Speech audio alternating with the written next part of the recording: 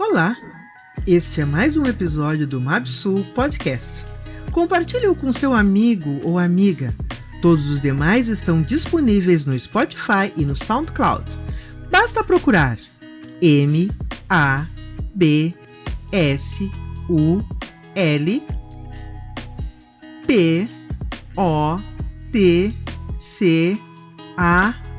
Podcast.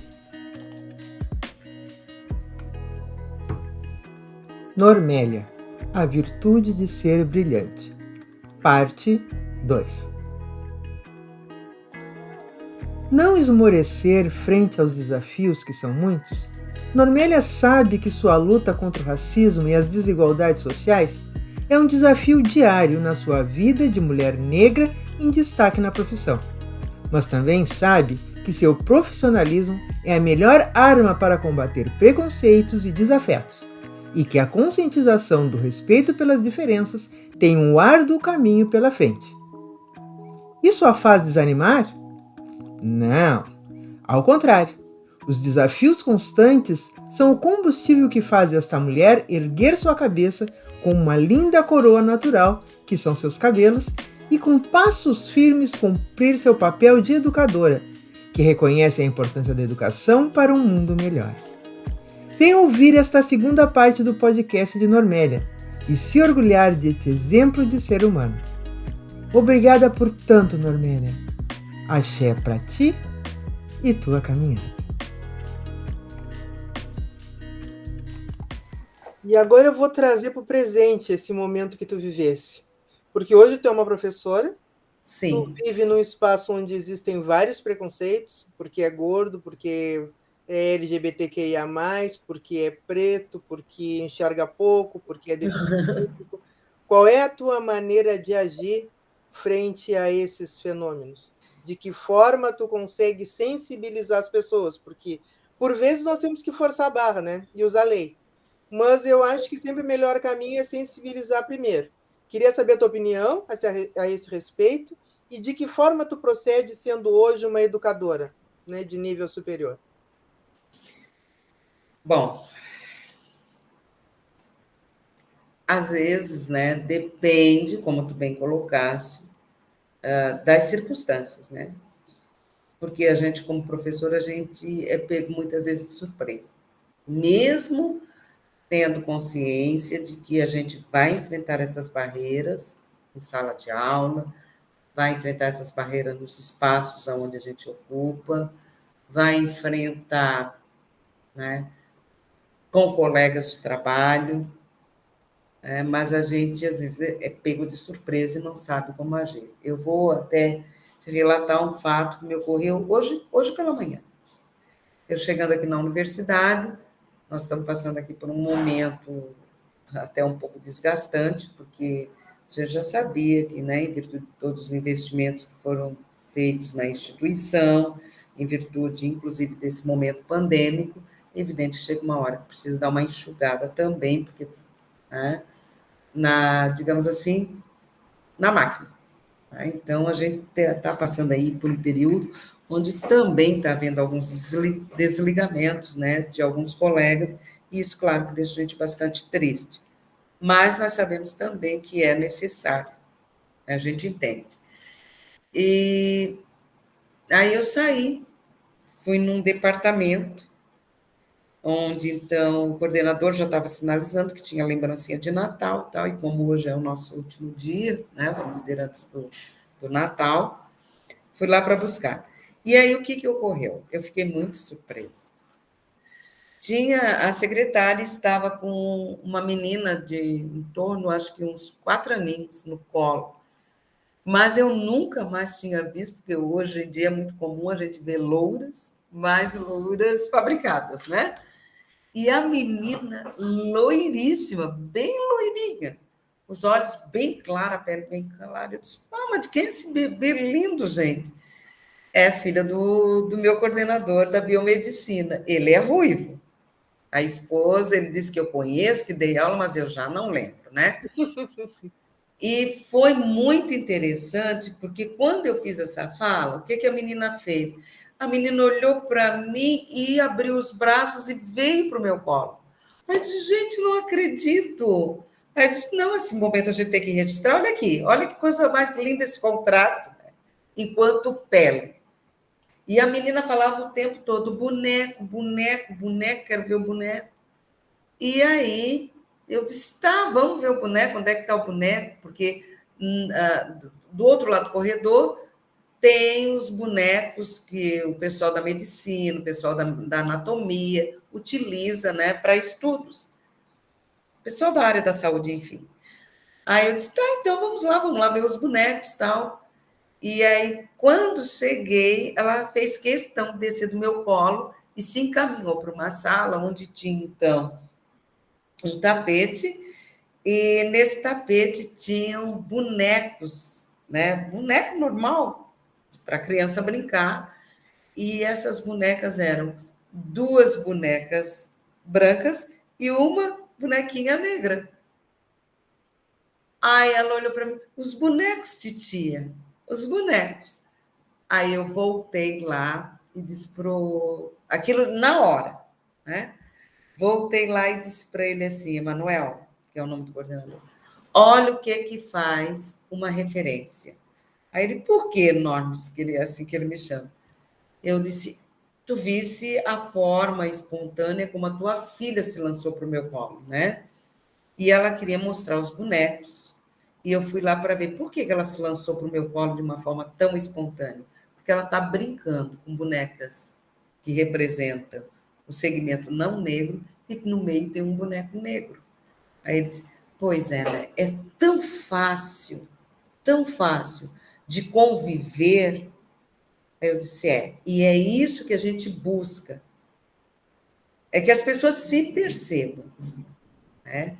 E percebam que existem outros caminhos, né, enquanto educação, de mostrarmos que, na realidade, são seres humanos. Então, diante daquilo que tu me perguntou, Rosemar, o que acontece? Já teve situações que eu fui muito dura,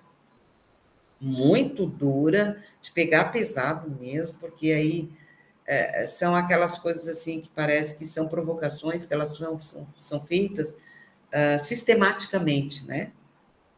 Por determinados indivíduos que não se conformam com a tua presença em determinados espaços. Então, eles estão te provocando de maneira sistemática. E tu vais te defendendo, e tu vais mostrando sutilmente que sim, que é possível, tu tá ali, tá. Mas quando a pessoa não se convence e continua, então a gente tem que pegar um pouco mais pesado. Escuta, eu tenho os mesmos direitos. Eu estudei tanto ou mais que você para estar aqui nesse espaço. Esse espaço é meu por direito. E aí, lamentavelmente, a gente parece que faz surgir de dentro aquela figurinha que a gente não gosta de mostrar, que é o que eu sempre digo, não me tira do sério. Né? Não me tira do sério, porque eu fora do meu salto, eu trago aqui um personagem que nem eu gosto. Que aí a gente acaba se tornando altiva, arrogante, né? Que é uma maneira um mecanismo de defesa. Bom, por outro lado. E às vezes estabelecer respeito, né? Que às vezes é só essa linguagem que as pessoas entendem. Exato. Por outro lado, em sala de aula, só na minha apresentação, num dos cursos de graduação, no primeiro que eu fui atuar, que foi o curso de farmácia, foi incrível, porque a coordenadora foi comigo para me apresentar para o grupo, só que antes mesmo dela me apresentar, ela deu alguns recados, era a primeira turma de farmácia, eu me orgulho muito de que estão aí fazendo aniversário, e no entanto, eu estou desde o projeto, né, ali no curso. E ela, imagina, uma mulher não negra, extremamente branca, uma branca daquela que tu vê a veinha, assim, azulzinha, né? Correndo, os olhos bem azuis. E eu, era fevereiro, né? Recém-chego, inclusive, do verão, da praia. Pretinha.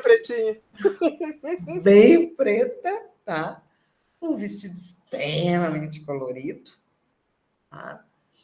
Ali parada ao lado dela. Em momento algum, eles olharam para mim. Ela deu todos os recados, aí depois ela disse: então, agora eu vou apresentar a vocês aquela pessoa que vai estar com vocês o semestre inteiro, dando aula de Química Geral. Depois, no próximo semestre, ela vai estar dando Química Orgânica. E então, eu apresento para vocês. Eles começaram a olhar para a porta e a procurar. E eu ali. Mas, professora Normélia. Quando ela disse professora Normélia, eles olharam para mim. Teve alguns que me mediram assim, né? Ai, meu De Deus. fio a pavio. Eu bem nervosa que estava, que era a minha primeira atuação, né? Enquanto docente do curso superior, meu Deus, né? Nunca tinha acontecido, era a primeira vez. E aí eu passei por momentos bem complicados com aquele grupo. Até o quê? Me dar conta de que tudo que ele estava fazendo era um teste para saber se essa mulher, que era negra, que era química, que era professora, e ainda professora da graduação, tinha mesmo o direito de estar ali. Então, vieram muitos desafios, tipo perguntas fabricadas. Eu, toda vez que ia preparar minha aula, já sabia quem iria me fazer uma pergunta. De acordo com o conteúdo, eu já sabia mais ou menos qual era a pergunta que vinha. Era coisa incrível. É queda de braço. Queda Eu de passo braço. por isso também, até Até hoje. convencer. Depois, na engenharia, o impacto foi maior ainda. O curso, né, totalmente masculino, os professores eram todos professores, só tinha duas professoras. No caso, uma que dava orgânica e a outra que dava uma experimental. A que dava orgânica tinha passado, então, um concurso na Universidade Federal, e quando perguntaram a ela quem ela sugeria para estar no lugar dela, na engenharia, para minha surpresa, nunca vou esquecer, inclusive não era brasileira, tá? Ela era boliviana. Ela disse: a única pessoa que está à altura para dar orgânica é a Normélia. E aí, quando eu fui apresentada ao curso, meu Deus, eles ficaram Química todos. orgânica não é brincadeira. Não, e os meninos ficaram tudo assim, né? Como assim? Primeiro por ser mulher, ainda uma mulher negra. E aí eu tive um aluno que me desafiou o semestre inteirinho. E tinha dias que eu dizia assim: meu Deus, hoje eu vou perder a paciência, mas eu consegui me manter. E aí, para minha surpresa, quando ele estava para concluir o curso, ele me procurou e ele disse: professora, eu hoje estou aqui para te pedir perdão. Aí eu disse: por quê? Claro que eu nunca esqueci, porque esses alunos, eles marcam a gente, né? Aí eu disse: mas por quê? Disse: professora, eu nunca vou esquecer quando foi apresentada para a nossa turma. Imagina essa mulher aí, não entende nada de química. Da onde que ela vai entender? E ele realmente me provocava ao máximo, com perguntas assim, meu Deus. Só que o que ele não esperava muitas vezes? Que aquilo que, na verdade, eu percebi que eu não tinha condições de dar resposta na hora, eu também não tinha o menor problema em dizer, a menor dificuldade em dizer: olha, eu não tenho a resposta para te dar agora, mas eu te prometo que na próxima aula eu trago. E eu trazia. Agora, claro, já tive enfrentamentos de várias maneiras, e teve momentos que eu fui mais ríspida, né? Me impus de uma outra forma, mas com o tempo a gente também vai aprendendo como fazê-lo sem necessariamente, né, ser tão ríspida. Eu, na condição de gestora do colégio MESC, do colégio de aplicação, no dia que eu entrei no portão, a senhora entrou comigo e ela disse assim para mim: trabalhas aqui? Eu disse sim. Ela disse: tá, como é que eu faço, né, para conversar com a diretora? Tu trabalha na limpeza? Ela foi direto ao ponto. Ai, que inferno. Aí eu olhei para ela na hora, assim, me deu vontade de... Não, a diretora sou eu, né? Aí eu falei assim: não, vamos fazer diferente. fazer diferente, porque lembrei-me de uma vez que tocaram a campainha lá em casa. Eu era solteira, ainda estava morando com os meus pais, e a minha mãe, era período de férias, estava muito bem à vontade, foi atender a porta e, e teve uma senhora que estava na porta, disse assim: a patroa está? Aí a minha mãe olhou para ela: sim, está, a senhora aguarda um pouquinho que eu vou chamar. Já fiz isso.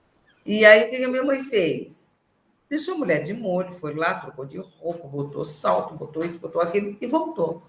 O que a senhora deseja? Sabe?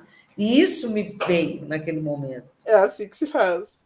Aí eu disse: oh, quer Para saber uma chocar e ensinar. quer saber uma coisa? Eu não vou me estressar. Eu peguei e disse para ela: ó, a senhora vai ali naquela porta e a senhora diz para a secretária que quer conversar com a diretora da escola, ela vai lhe conduzir. A mulher me agradeceu, eu entrei pela outra porta, entrei na minha sala, sentei, organizei a minha Confortavelmente. mesa, me ajeitei, né? E daqui a pouco a secretária no telefone: professora Normélia, tem uma senhora aqui que quer conversar com a senhora pode atendê-la agora, porque eu sei que a senhora chegou agora. Aí eu disse para ela: não, só aguarda um minutinho que eu estou terminando de ligar o computador, porque estava mesmo, né? E daqui a pouco eu sinalizo. A mulher ficou sentadinha do outro lado, na recepção, aguardando. Dali uns 10 minutos, eu disse: pode mandá-la entrar. A mulher bateu na porta, eu disse: pois não, pode entrar. Quando ela abriu a porta, que ela deu comigo, disse: senhora, sente-se, por favor. E ela ficou totalmente desarmada. Está dando para entender? Sim, ela Mas, em entendeu. momento algum, eu parei para dizer para ela: eu sou aquela mulherzinha lá que a senhora perguntou se eu trabalhava na limpeza, porque, para mim, todo de qualquer cargo é importante. Né? A gente não vive sem o trabalho do outro, essa é a grande realidade. Mas não precisou, né? Não precisou. E, por incrível que pareça, né, se pôs assim na minha frente para quase que me implorar a possibilidade de uma bolsa de estudo para um filho. Então, são várias as situações, né? Com relação aos colegas, eu sei lá, já teve algumas situações de: olha, querido, aceita que dói menos. Eu vou fazer o quê? Vou fazer o quê?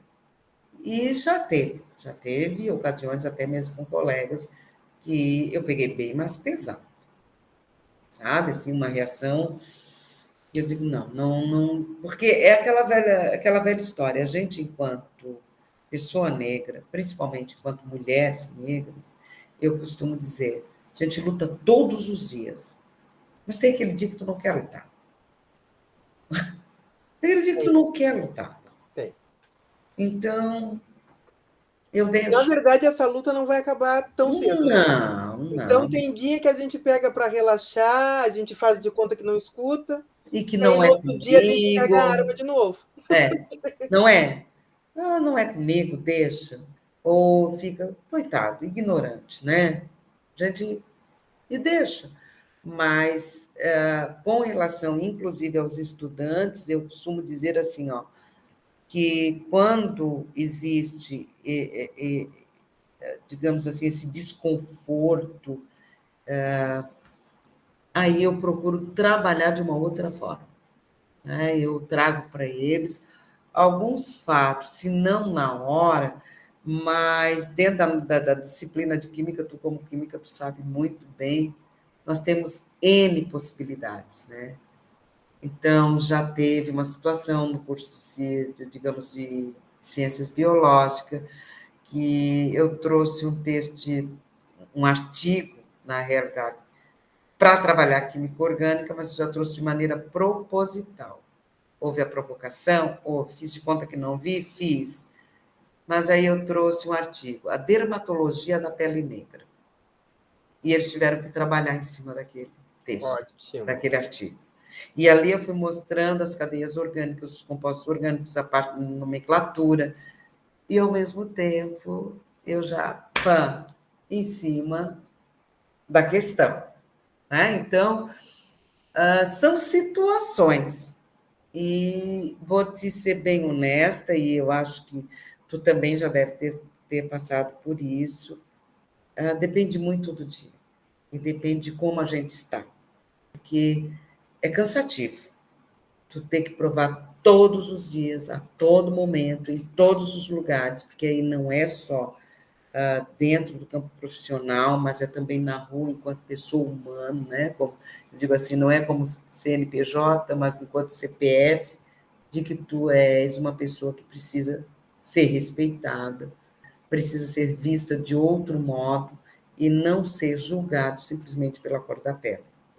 Na verdade, eu vou além do cansativo, eu acho que acaba adoecendo, né? Se a gente Adoece, não cuida, a gente acaba adoece. adoecendo, né? E eu gostei dessa tua observação.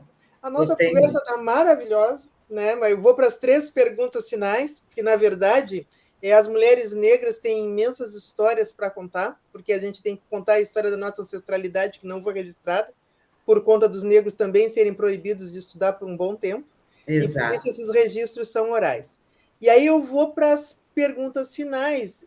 Dentre uma delas, hoje tu lidera um núcleo de estudos afro-brasileiros da Unesc. Eu gostaria de saber quando que tu percebesse essa necessidade e qual a importância dessa posição e da existência desse núcleo dentro da universidade, dentro da instituição. Então, vamos ver. Na realidade, eu estou pela segunda vez, né, coordenando. Eu já tive nessa coordenação há 4 anos, né, que foi nos últimos 4 anos, com essa gestão, né, que nós temos aí houve eleição para a reitoria, novamente a gestão que estava permaneceu, então, com isso, eu permaneço nesse núcleo, agora há mais 4 anos.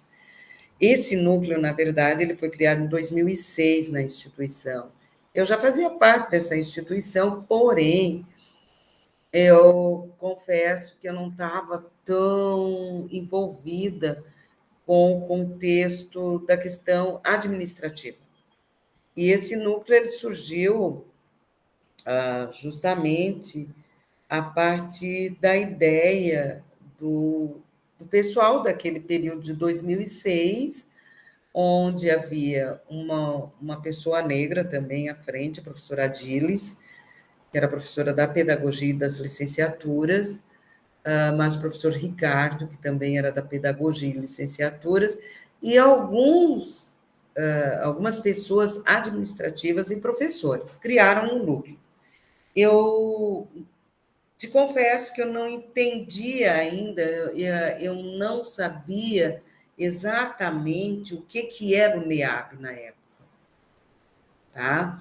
Porque eu sempre tive ali junto com o movimento negro lá fora, né, em virtude dos meus pais, que foram eles que trouxeram o movimento negro para essa região. E na época eu tinha os meus 14 anos e já comecei a militar ali com eles. Mas NEAB, a sigla NEAB, o que era o NEAB, eu não sabia. Muito bem. Aí teve o período que ficou desativado, ficou lá guardado na gaveta. Em 2014, foi reativado o núcleo. Então, nessa reativação do núcleo, foi justamente para atender uma das exigências do MEC, né? A questão da educação inclusiva, que tinha a ver com a educação inclusiva envolvendo as deficiências, e aí o colégio de aplicação, hoje Colégio Unesc, dentro da instituição era o pioneiro. Nós já estávamos no processo há muito tempo, só que aí isso veio para a graduação. E aí eu era gestora do colégio na época, né? Eu fui chamada para estar auxiliando no documento, na formação do documento, formatação, para a matrícula dos acadêmicos, onde eles pudessem estar trazendo os laudos já anexando, né, a matrícula, para ver o que iria se fazer para essa inclusão. E a universidade, então, já estava naquele processo, onde havia construção de rampas, enfim, tudo apropriado, né, para as deficiências. E aí, quando a gente terminou isso, veio um outro fator, né, a inclusão, inclusive, né, dos segmentos étnicos raciais. Então, puxou-se da gaveta, não, nós já temos aqui, nós temos o NEAB. Foi aonde eu entendi ao certo o NEAB. E tive a oportunidade, inclusive, de estar junto com o professor, na época, o professor Paulino, que foi o idealizador disso. Sim. Ele era aqui da região de Siderópolis, né? Ele sempre conversava comigo, ele falava muito sobre a minha mãe, o negócio todo, mas assim, eu não o conhecia. Aí passei a entender melhor. Só que nesse período de 2014, quem assumiu a coordenação foi a professora Janaína. E quando, no término dos 4 anos da gestão dela, e aí a entrada da professora Luciane na reitoria, já tinha ali um movimento para criar a Secretaria de Diversidades e Ações Afirmativas, né, de políticas afirmativas na instituição. Criou-se isso, a professora Luciane, então, leva a professora Janaína para ser gestora da secretaria, e a Janaína me puxa, porque não foi uma coisa assim que, não, vamos perguntar, não. A Normélia vai assumir o NEAB. Então, assumi. A necessidade, então, na verdade, ela veio lá. Essa questão do envolvimento daquelas pessoas em 2006 com o movimento negro para trazer para dentro da universidade um núcleo que discutisse e pesquisasse, falasse a respeito dos segmentos étnicos raciais enquanto negritude e o indígena. Ficou engavetado, 2014 a gente retoma por uma necessidade de atender à exigência do MEC, e aí então eu começo a me envolver um pouco mais e a entender que todo aquele movimento negro, ele é um movimento transformador, uma ferramenta muito forte, e que envolve a questão da educação. Então, estamos aí, né? A gente está enfrentando já o segundo mandato, vamos dizer assim, enquanto na coordenação, e aí eu te confesso que, como eu já relatei algumas vezes, a gente também passou um momento em que parecia que o NEAB estava morrendo, porque também, enquanto instituição, eles ainda não tinham entendido direito o significado do NEAB, qual era a ação do NEAB, sabe? Quantos alunos participam nesse momento? Como? Quantos alunos participam nesse momento? Nós agora, neste momento, felizmente, esse ano, teve aí uma injeção, nós estamos aí com 17 acadêmicos junto conosco. Maravilha. Né? 17 acadêmicos. E aí, enquanto aquelas pessoas, enquanto professores, até então, dia de ontem, nós tínhamos um número maior, hoje eu já vou ter que contabilizar, porque nós tivemos aí desligamentos de algumas pessoas e que eram membros do NEAP, né? Até onde eu sei, até esse horário, foram desligados três pessoas. Uma, na verdade, voluntariamente, e as outras duas, né, a própria instituição desligou. Então, mas, felizmente também, apesar disso tudo, nós também já temos aí outros professores que agora entenderam qual é a lógica e querem estar conosco no próximo ano. Então, a tendência, né, é aumentarmos esse contingente. Que bom, que bom. E agora, uma das últimas perguntas. Como que tu percebes a parceria que se estabeleceu entre NEAB e UNESCO e o Museu Afro-Brasil Sul? Então, era isso que eu ia falar, né? Essa parceria, eu sempre digo que ela foi um presente, porque foi justamente no momento em que a gente estava vendo que a coisa estava se perdendo, nós não conseguíamos trazer os olhos, né, das pessoas inclusive enquanto até mesmo a questão administrativa da instituição, a importância desse núcleo. A gente tentava trazer isso, mostrar o quanto esse núcleo seria importante para a universidade, não só existir por existir, mas para ser um mecanismo de transformação e de mudanças. E aí, o que aconteceu? No momento em que a gente estava se sentindo bastante fragilizado, veio o Mabsu. E aí o Mabsu, ele mudou, ele revolucionou a ponto de nós conseguirmos várias coisas, várias. Né? Eu costumo dizer, a gente não correspondeu ainda, ou não trouxe, né, o retorno para o Mabsu como ele merecia, porque o Mabsu, para nós, ele trouxe muitas coisas. Mas eu acho que é uma grande relação que já existe de fato e que falta existir de direito. Mas, de fato, ela é maravilhosa. Mas, assim, foi justamente por essa parceria com o Mabsu que nós tivemos direito a uma sala. Hoje, a sala que nós estamos, meu Deus, né? A gente conseguiu uma bem pequenininha. Da pequenininha, a gente passou para uma maior. Dessa maior, chegaram a nos pedir para trocar para uma outra de mesmo tamanho, mas em virtude da posição para colocar as coordenações diárias, nos pediram para trocar para uma outra sala. E essa outra sala está ficando exatamente como nós queríamos. Está tendo a nossa cara. Que sabe? Bom. Eu tenho que conhecer. Se Deus quiser, em 2022 eu vou ir. Se Deus quiser. Eu estou no ambiente, parte da nossa sala, que é o lugar reservado onde eu atendo as pessoas, mas tem a antessala, né? Onde também, por intermédio do Mabsu, nós tivemos direito a uma bolsista, que era algo que nós não tínhamos.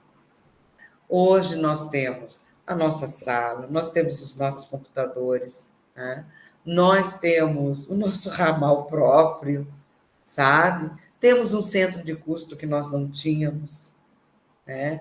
Temos os nossos armários com chave, onde nós estamos guardando os nossos materiais, sabe? Então, assim, temos um lugar para recebermos as pessoas, né? E é um lugar também onde a gente recebe os acadêmicos que querem fazer pesquisa, que querem trabalhar e que querem estar no espaço da universidade, construindo, fazendo seu trabalho. Eles vêm para cá, eles utilizam os computadores, eles têm um horário que a gente já coloca ali na porta, os horários de funcionamento do NEAB. A gente tem procurado feito horários que contemplem o período matutino, o vespertino, o noturno. Tem sempre alguém aqui para atender. Temos também alguns, digamos assim, algum acervo voltado justamente àqueles livros que foram montados a partir de artigos e pesquisas de outros NEABs. O Mabsu só trouxe para nós coisas favoráveis, né? E, por outro lado, né, Rosemara, assim, justamente em virtude dessa parceria com o Mabsu, isso também nos autorizou a criar projetos e apresentarmos para a reitoria, a ponto da gente ter tido aí aprovação de edital de bolsas pelo NEAB. Hoje nós contamos com um indígena que está aqui na nossa instituição fazendo mestrado em ciências ambientais. A bolsa dele do mestrado é 100% do NEAB. Nós temos hoje, podemos contar com um observatório. Né? Nós temos, na realidade, a possibilidade, inclusive, a gente não conseguiu realizar no todo esse ano, em virtude justamente da chegada do Copene Sul, e aí muita coisa acontecendo junto, mas nós já trabalhamos com um projeto de extensão, que é a Web Rádio Santa Luzia, a influência do rádio enquanto web num bairro, e aí tem toda uma ação junto, lá entra o NEAB, né, mais o pessoal da saúde, o que a gente consegue avançar nesse próprio bairro, que é um bairro periférico, por intermédio da web rádio, nós temos feito várias ações, sabe? Então, assim, são projetos, né, que estão acontecendo, e a gente sabe que essa porta ela só se abriu depois que a gente levou a possibilidade dessa questão da parceria com o Mabsul e o que representa o Mabsul para a nossa região, para a região sul num todo, sabe? Foi uma parceria assim que abriu várias portas. Essa é a grande verdade. Várias portas. Que bom, fico muito, muito feliz. E, na verdade, a gente está fazendo o que a ancestralidade nos mostrou, né? Que unidos, independente do sangue, independente do sobrenome, nós somos mais fortes e nós conseguimos revolucionar. Né? Então, mulheres negras e instituições diferentes revolucionando, né? E abrindo possibilidades para aqueles que virão depois de nós. E aí, agora a gente vai concluir com a última pergunta, né? Que faz a gente pensar, né? Já pensamos, falamos sobre o teu passado, sobre antes do teu nascimento, sobre o teu presente, e agora eu te pergunto algo sobre o futuro, que a gente sabe que teve dia para chegar, mas que vai ter o dia que a gente vai partir. Então eu quero te perguntar qual vai ser a herança que a Normélia Ondina Lalau de Farias pensa que vai deixar para o mundo. Nossa, o que eu vou deixar, né, para o futuro? Primeiro, eu acho que fica aí o legado, né? Que foi isso que nos deixaram. Um legado de lutas, porque essa luta ela não se encerra aqui, ela também não vai se encerrar, e eu estimo, né, que não se encerre a partir do momento que a gente parta, né, que outros continuem lutando, porque a grande transformação a qual a gente busca, né, e a gente pode estar aí colocando, a gente vem buscando essa transformação basicamente uma vida inteira, certo? Nós não vamos ter oportunidade de ver, não vamos. Mas fica aí o legado, fica a herança de que para as próximas gerações eles continuem lutando, porque eles poderão ver, que eles sejam agentes de transformação, de mudança, assim como a gente busca ser enquanto estar aqui, estar nesse mundo, né? Nesse mundo físico, porque eu ainda sou da opinião de que nada é por acaso. E a gente não veio nessa vida para passar em branco. A gente veio, na realidade, para fazer algo que realmente venha a ser algo de positivo, né, para esse mundo. Então, eu gostaria, né, talvez não venha a ser desse modo, mas eu gostaria muito que no momento em que eu partisse, as pessoas lembrassem de mim como aquela pessoa que, apesar de todos os erros, defeitos e falhas que possui enquanto ser humano que somos, muitos dos erros foi na busca do acerto, e que esse acerto é justamente para que tenhamos aí a possibilidade de ver uma humanidade mais igualitária, uma unidade também, enquanto seres humanos que somos, em relação ao respeito, à dignidade, a uma vida melhor. E que essa vida melhor é evidente, né? Nós buscamos não só para nós em particular, porque eu não consigo estar bem sabendo que o outro não está bem. Isso enquanto qualquer ser humano que venha estar ao meu lado, independente se é vermelho, se é azul, se é rosa, se é amarelo, se é preto ou ser branco. E que me dirá estar bem quando eu percebo que os meus pares não estão bem. Eu não vou estar bem. Então, que lembrem disso. E que essa luta não é uma luta somente minha, Normélia, somente sua, enquanto Rosemar. Ela tem que ser uma luta enquanto sociedade, né, num todo, de pessoas negras e não negras, que é disso que o mundo é constituído. Então, o mundo ele só vai ser melhor quando todos nós, independente do segmento étnico-racial, estivermos unidos por uma palavrinha que ela é mágica, né, e que ela é transformadora, que é o amor. Né, que é o amor. Ela transforma tudo, ela transcende. Né? Então, porque iguais não somos. Não somos. Cada um é único. Mas nós sabemos que se esses únicos começarem a se unir e começarem a pensar num modo de viver mais igualitário, tudo vai melhorar.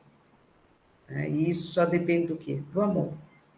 Com certeza. Quando a gente ama, a coisa flui. É um amor enquanto seres que somos, enquanto pessoas humanas que somos. É esse, eu estimo que o futuro, na realidade, venha a ser esse, a partir disso. Com certeza. Então, eu quero te agradecer imensamente. Primeiramente, agradecer a Deus por nós termos nos conhecido. Que concordo contigo, coincidências não existem. E aí apareceu um anjinho chamado Denis, que acabou conectando nós as duas. Foi. Onde, no primeiro momento, nós conversamos por mais de 3 horas, como já nos conhecêssemos há muito, muito tempo. Então, eu quero agradecer àqueles que vieram antes de ti, né, teus bisavós, teus avós, teus pais, que te fizeram ser quem tu és, né? Queria agradecer também ao companheiro, né, que tu tivesse ou que tu tens, porque nós não conversamos sobre isso ainda, Sim. mas tens 2 filhos, né? E isso também, ser mãe, nos torna diferentes e nos faz pensar mais no conjunto do que em nós mesmos. É um momento em que a gente para de pensar e todas as nossas ações passam a ser pensadas enquanto consequências para aqueles os quais nós colocamos no mundo. Então, eu quero concluir esse nosso podcast com um pedido para que tu faça para o teu filho, colocando o nome dele. E como tu disseste, nós somos individualidades, então pessoas diferentes. Então, considerando a individualidade filho e a individualidade filha, né, sua personalidade, suas características, que pedido tu conclui esse podcast fazendo a eles? Para os meus filhos? Isso. E diz o nome deles, porque nós também não conversamos, não falamos sobre o nome dos filhos. Não deu Então, tempo de nós falarmos sobre a mãe Normélia. então, né?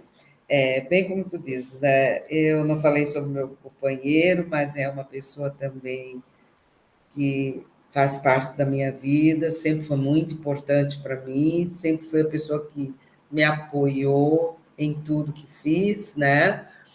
Muitas vezes não concordando, mas apoiando, né? Então, que é o Antônio Roberto Farias, né? E que, claro, que se não fosse por ele, eu não teria esses 2 filhos. Meu filho Luiz Gustavo e a minha filha Ana Paula. Que eles possam seguir adiante sempre, não deixando de ser aquilo que eles são e não esquecendo, principalmente, aquilo que, enquanto mãe, desde pequenos, eu sempre disse a eles: procurem fazer tudo o que vocês julgarem que é importante para vocês e que vocês gostam. Busquem sempre. Agora, procurem também sempre observar no fazer, que façam algo que vocês depois não venham se arrepender. Né? Então, mantenham, né, diante disso, é o que eu sempre digo para eles, sejam homens, sejam mulheres de caráter, de responsabilidade. E façam coisas também que não venham prejudicar outras pessoas. Eu acho isso extremamente importante. Busquem sempre observar nas ações de vocês se vocês não estão prejudicando ou não estão fazendo outras pessoas sofrerem. Observem bem. Por isso que eu sempre digo a eles, façam algo que daqui a pouco vocês não venham se arrepender. Porque vocês é que vão responder, né, pelas atitudes de vocês. E outra coisa que eu sempre procurei deixar claro para vocês, para eles, né? Lembrem-se sempre, cada um constrói a sua história. Eu te confesso, tá, Rosemar? Eu fico muito apreensiva quando eu ouço pessoas que julgam as outras, dizendo como é que pode? O pai era tão bom, a mãe era tão íntegra, e o filho, olha o que é. Então, eu digo sempre para os meus filhos, você vai ser o que você quiser ser. A minha história, eu estou construindo. A tua história, é tu quem constrói. E eu também, na verdade, é um pensamento meu, e não sei se tu concordas comigo, até certo ponto, até uma certa idade, os teus filhos, assim como os meus, eles fazem aquilo que a gente determina. Depois de uma determinada idade, depois de determinado amadurecimento, eles vão fazer aquilo que eles querem. Por outro lado, né, de acordo com a questão da relação que tu estabelece entre eles, vai haver momentos que, não, eu quero realmente fazer isso, mas daqui a pouco tu não precisa estar presente, né? E tu não precisas nem saber o que eles vão fazer. Não, mas pela minha mãe, isso aqui não daria para ser feito. E eles recuam, né? Eles acabam recuando. Então, eu acho que é muito importante essa figura do pai, da mãe, de estar presente e acompanhando, mas, ao mesmo tempo, não podem se culpar de determinados erros ou de determinados passos que os filhos dão. E é o que a sociedade muitas vezes cobra. Não, a história do meu filho e a história da minha filha são eles que estão construindo. Que bom que eles são bem vistos. Eu trabalhei, foi para isso. Na verdade, eu dei toda uma formação e educação para este fim. Fugindo disso, a gente sofre, mas não fui eu que trilhei por esse caminho. Então, é o que eu desejo para os meus filhos, que eles sejam muito felizes, que eles tenham muitas conquistas, mas que eles não esqueçam, né, de que nós não podemos estar fazendo coisas que venham prejudicar outras pessoas. Né? Se eu fizer algo que não foi legal e que me faz sofrer, sou eu. Agora, o que eu não posso é estar buscando algo que cause sofrimento no outro. Com certeza. Concordo, sim. Concordo contigo que em um determinado momento a gente diz para eles o que fazer ou não, mas sempre, né, é uma melhor maneira de ensinar é o exemplo. Né? Então a gente tem que prestar muita atenção nos nossos atos, nas nossas palavras, porque a gente vai ser sempre referência. Né? Sempre. E junto ou não, eu concordo plenamente contigo. Tá? E é aquela velha história, bem como tu diz, né? São as nossas atitudes. Essa é a grande verdade. Com certeza. Então, agradeço imensamente, te desejo muita saúde, muita paz, e, na verdade, o meu maior desejo é que a gente consiga se conhecer pessoalmente. Então, que Deus nos proteja, né? Que a gente possa cuidar da nossa saúde. Hoje eu tomei a 3ª dose da vacina. Eu também, já tomei. Então, vamos nos cuidar, que as pessoas sejam responsáveis para que a gente possa eliminar, né, essa pandemia para o Covid e podermos nos reencontrar, passar desse mundo virtual, né, para podermos nos dar um abraço pessoalmente, um abraço negro. Obrigado por tu existires, obrigada por tu fazeres diferença no mundo, e eu deixo agora, né, esse espaço para que tu possa fazer a tua fala final, te desejando um Feliz Natal, e um ano novo junto com a tua família e com a realização de tantos sonhos que ainda não pudesse realizar. Que linda. Querida, olha, eu é que agradeço pela oportunidade, né? E é bem como tu disseste, e eu volto a repetir, foi um presente mesmo, o Denis esteve aí, nossa, uma importância muito grande, né? O te conhecer foi algo assim surpreendente. Eu lembro-me ainda da primeira conversa que nós tivemos e que a gente começou a se descobrir. Tu ia falando, dizia, meu Deus, muitas coincidências. Eu te digo de coração, já te tenho como uma irmã e realmente, né? Eu também venho torcendo constantemente para que a gente possa estar assim no presencial, mano a mano, né? Como diz o outro, ali pertinho uma da outra. Mas, assim, quero te agradecer imensamente, porque a tua vida, na minha, foi um presente. Né? Reativou, me reanimou, me trouxe um gás diferente, uma vontade de prosseguir, porque veio justamente num momento que eu dizia, meu Deus, agora, que mais? O que é que a gente vai fazer? Da onde que a gente vai conseguir? E foi assim, ó, tão importante, porque também trouxe uma abertura de visão de outras possibilidades. Essa troca de experiência, ela foi maravilhosa, está sendo. Essa parceria, eu acredito que vai continuar sendo cada vez mais forte, mesmo que venha depois de 2023, 24, 25, a gente não vai se perder uma da outra, jamais, né? Eu procuro te acompanhar sempre, acompanho aí a tua filha, né? Eu acho que porque tem algo ali, né? Muito forte. Em virtude também da tua vida na minha, eu pude conhecer outras pessoas maravilhosas que fazem parte do MapSul, né? Que também tem uma vontade louca de conhecer pessoalmente, certo? E dizer o que mais para ti, né? Que eu peço a Deus que Ele te proteja muito, te abençoe muito, né? Tu passou por momentos muito difíceis, né? Eu acompanhei desde da questão